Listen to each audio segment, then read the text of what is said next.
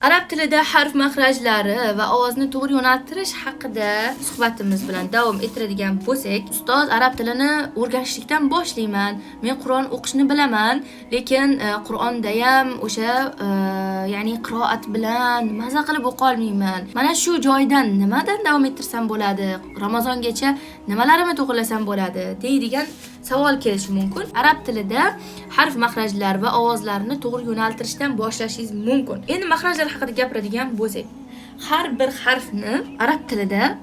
harfni o'ziga yarasha makhraji bor, o'ziga yarasha chiqish joyi bor. Makhraj degani, ya'ni harfni talaffuz qilinadigan, harfni chiqadigan joyiga makhraj deyiladi. O'zi makhraj qanaqa qilib aniqlanadi? Masalan, aytaylik, sin makhrajini men qanday qilib sin harfini qanday qilib makhrajini topaman deydigan savol tug'ilishi mumkin. Qanday qilib aniqlaymiz? Har bir harfni oldiga hamza qo'yishlik bilan va u harfni sukun holatda talaffuz qilishlik bilan aynan makhrajlarni aniqlaymiz. Misol uchun, sin harfini makhrajini aniqlamoqchiman. Demak, oldiga hamza qo'yaman.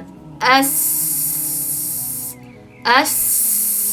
Mana shu tilim qanday turibdi? Pastki tishimga tagiga uch tegyapti, tishlarim bir-biriga qamashgandek bo'lib, ya'ni bir-birini ustiga bostirilyapti va havo chiqyapti. Mana shu jarayonga, mana shu nuqtalarga aynan sinni makhrajlari as deb aniqlaymiz. Va yoki masalan dal harfini makhrajini aniqlamoqchisiz. Qanday qilib aniqlaysiz?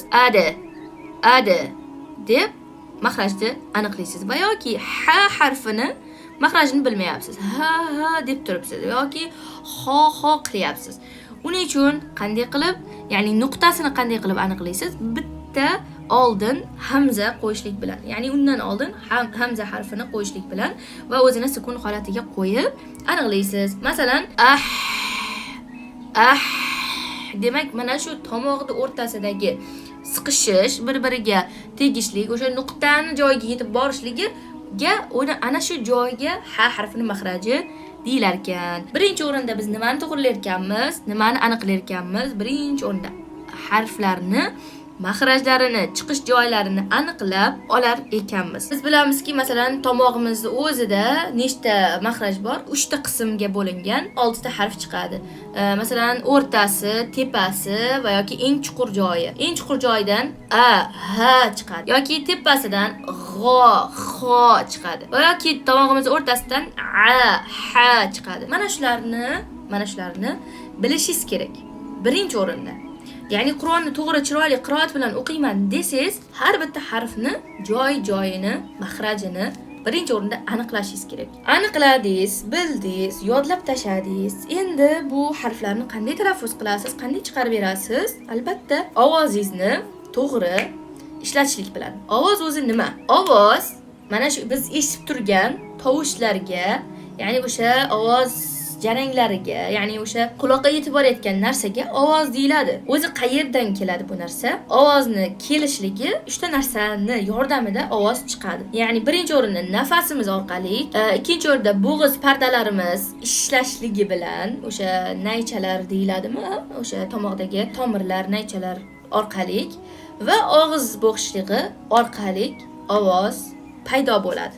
Ovoz o'rtaga chiqar ekan. Nafasning nima aloqasi bor ovozim bilan? Albatta, aloqasi katta. Nafasingiz agar sizda to'g'ri bo'lmaydigan bo'lsa, harflaringiz og'zingizdan to'g'ri chiqmaydi. Ya'ni sizni, masalan, aytaylik, ba'zi qizlar, masalan, qiroatini eshitayotganimda bilamanda, ovozi past bo'ladi. Uyalib, titrab, bor qiroatini ham yetkazib bera olmaydigan bo'ladi. Nima uchun? O'sha to'g'ri nafas olishni bilmaganligi uchun qiynaladi. Ya'ni shu o'quvchilar shu sababdan qiynaladi. Agar chuqur nafas olib, dadil o'sha nafas bilan ovozni itarib qiroat qiladigan bo'lsa, ovozlari jaranglab, eng kuchli, eng chiroyli ovoz ana shu qizda bo'lish imkoni bor-da. Faqatgina buni uslublarini, to'g'ri nafas olish uslublarini bilmaganligi uchun ham ovozi past bo'ladi. O'qiyotganda ham sekin-sekin o'qiydi. Bu yoqdagi odam nimani o'qiyotganini ham tushuna olmasdan eshitishga qiynaladi. Demak, birinchi o'rinda nafasimizni to'g'rilaymiz. Ana undan keyin bo'g'iz pardalarimizni ishga solamiz. Albatta, buni ishga solishlik ham o'sha nafasdan keyin o'z-o'zidan kelib chiqadi. Ya'ni siz to'g'ri ishlata olsangiz agar tomog'ingizdagi o'sha nafas paychalaringiz, ovoz paychalaringizni, tomirlaringizni bu to'g'ri ishlatishlikda ham juda ham nozik nuqta bor. Masalan, siz agar juda ham kuchanib gapiradigan bo'lsangiz, ba'zilar juda kuchanib gapiradi yoki kuchanib o'qiydi-yu, u narsa kerak emas bizga. Xotirjam holatda, ovozimizni to'g'ri yo'naltirgan holatda, o'sha pardalarini, bo'g'iz pardalarimizni qiynamagan holatda sekin-sekin, quvvatlik, to'g'ri yetib boradigan darajada qiroat qilishimiz kerak bo'ladi. Va oxirgisi og'iz bo'shliqlarimiz, ya'ni mana bu og'zimizni ochganimizda, og'iz bo'shlig'imiz bor-ku, tilimizda tepalari bo'shliq, ya'ni shunday bo'shliq joy. Mana shu joyni bemalol ochib bera olishimiz kerak. Nimaga? O'sha ovoz bemalol tashqariga chiqib ketishligi uchun. Chunki nima dedik biz? Ovoz agar nafasingiz ming kuchli bo'lsin, bo'g'iz pardalaringiz ming zo'r ishlasin, lekin og'zingiz yopiq bo'lsa, u ovoz to'g'ri chiqmaydi. Bu narsani tushuntirishga harakat qilyapman, lekin o'sha xatoni qilayotgan odam yana ham ko'proq, yana ham yaxshiroq tushunadi. Masalan, ba'zilar og'zini ochib bermaydi-da, harflar to'liq chiqib ketishligi uchun. Masalan, aytaylik, qul huvallohu ahad deb o'qiydi. Og'zi yopilgan va shunday mana bu jag'larini siqib olgan holatda qiroat qiladi. Jag'larini siqadi, og'zini siqadi, tishi bir-biriga yaqin turadi. Bunaqa odamni ovozi yopiqligi sababidan ham tovush yetib bormaydi tashqariga. Bemalol chiqmaydi. Ya'ni o'zini siqadi, og'zini siqadi, og'iz bo'shlig'ini nima qiladi? Bir-biriga yopib qo'yadi. Mana shu uchala narsani, mana shu uchala yo'nalishni agar to'g'ri qiladigan bo'lsangiz, nafas olishlikda bo'g'iz pardalarini qiynamasdan, o'sha chillamasdan va yoki kuchanmasdan nima qiladigan bo'lsangiz va og'iz bo'shlig'ingizni ayniqsa o'sha aliflarda maliki deganingizda maliki og'zingizni yaxshilab ochib bersangiz a tovushiga. Maliki yonlarga ketib qolyapti. Maliki xato. Mana shu narsalarga e'tibor berib talaffuz qiladigan bo'lsangiz, Qur'on o'qiydigan bo'lsangiz, ishoning, ham o'zingiz charchamaysiz, ham atrofingizdagilar maza qilib eshitadi. Yana bitta nuqta bu ovoz yo'nalishi. Sizning ovozingiz qayerdan chiqyapti? Shu mavzu, ya'ni ovoz yo'nalishi, ya'ni ovozni qayerga qarab yo'naltiryapsiz? Ovozingiz qayerga qarab ketyapti? Shu nuqta ham juda ham muhim. Qiroatingiz to'g'ri, chiroyli bo'lishligi uchun juda ham katta ahamiyatga ega. Biz bilamizki, har kuni, har on, har daqiqa biz nafas olamiz, to'g'rimi? Lekin bizga Qur'ondagi nafas va xossatan kontrol qilingan nafas juda ham muhim, juda ham zarur. Masalan, aytaylik, qorilar juda ham uzun oyatlarni bemalol bitta nafasda o'qisha oladi, to'g'rimi? Qiynalmasdan o'qiydi, bir necha qatorlarni oxirigacha yetkazisha oladi. Ular bilan bizning farqimiz nimada? Birgina bir nafas olishda. Ular, ya'ni qorilar asosan nafasni qorindan olib berishadi. Chuqur nafas oladi burni bilan. Qorinni ishadigan darajada, ko'kraklar, yelkalar emas. Agar hozir siz chuqur nafas olganda qilib ko'kraklaringiz, yelkalaringiz ishayotgan bo'lsa, unda siz noto'g'ri nafas olayotgan bo'lasiz. Bu qiroatingiz uchun yetarli nafas emas. Ko'krak tarafingizga, tepasiga qo'lingizni qo'ying, qorningizga ham, o'sha kindik tarafingizga ham bitta qo'lingizni qo'yingda chuqur nafas oling. Va faqatgina qorningizni itarib, ishirib nafas oling. Va shu narsani bir 10 martadan har kuni mashq qiling. Ana o'shanda sizning nafasingiz ancha kengayganini his qilasiz. To'g'ri nafas olishlik, bu diafragm nafas ham deyiladi. To'g'ri nafas olgan odam ovozi tiniq chiqadi. Ya'ni ming'illamaydi-da. To'g'ri nafas olgan ming'illaydi-yu ba'zilar, voy muncha ming'illaydi ekan bu, voy ming'illab o'qirkan yoki ming'illab gapirar ekan deysiz, to'g'rimi? Yoqimsiz bo'ladi.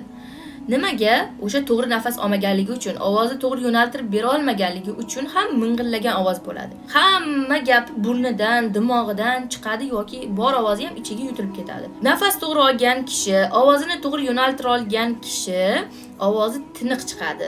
Cho'zilishi yana ham ravon bo'ladi. Ya'ni cho'zish, madlar, masalan 6 harakatli madlar bo'ladi. Mana shu holatlarda bemalol 4, 5, 6 largacha ham bemalol madlarni cho'zib oladi. Hattoki bitta oyat ichida 4 ta, 5 ta to'rttalik madlar bo'lsa ham oxirigacha bemalol hech qanaqa bir titrashlarsiz o'sha madlarni yaxshi uzatib tura oladi va harf sokin tarzda sizga eshitiladi. Ya'ni ovozi to'g'ri yo'naltira olgan kishini siz maza qilib eshitasiz.